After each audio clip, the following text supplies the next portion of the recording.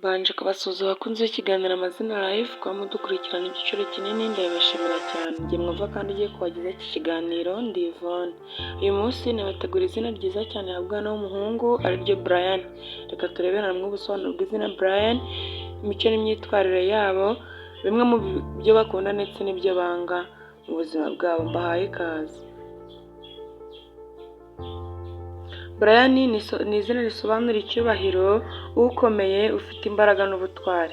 Ni izina rifite ubusobanuro bw'umuntu w'icyubahiro n'ubuyobozi. Izina Brian kandi rikomoka muri Ireland, ryamamaye cyane kubera umwami wa kera witwaga Brian Boru, wari umuyobozi ukomeye. Brian ubu ni izina rigezweho rikunzwe cyane muri Amerika, mu Burayi no muri Afurika.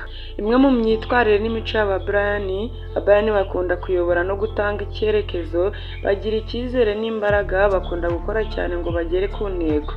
Brian kandi aratekereza mbere yo gufata icyemezo, akunda kubaha no kubaha abandi. Bimwe mu byo ba Brian bakunda.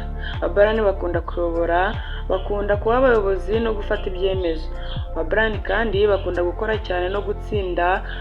Brian bakunda icyubahiro no kwizerwa, bakunda inshuti z'ukuri n'imiryango, imikino cyangwa ibikorwa bigaragaza imbaraga.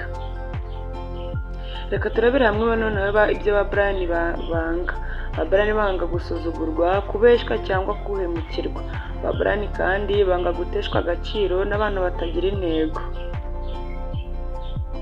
Mu buryo bwimbitse, Brian ni izina rikomeye risobanura icyubahiro n'imbaraga. Uwitwa izina Brian akenshi aba ari umuntu wiyubashye, ushaka gutsinda, akunda kuba umuyobozi kandi afite umutima w'umutwari. Izina Brian naho rirangiriye. Niba wakunze iyi video nagusaba gukora subscribe, share, like ndetse na comment kugira ngo uzacikwe n'ibiganiro bitaha. Ugire ibihe byiza.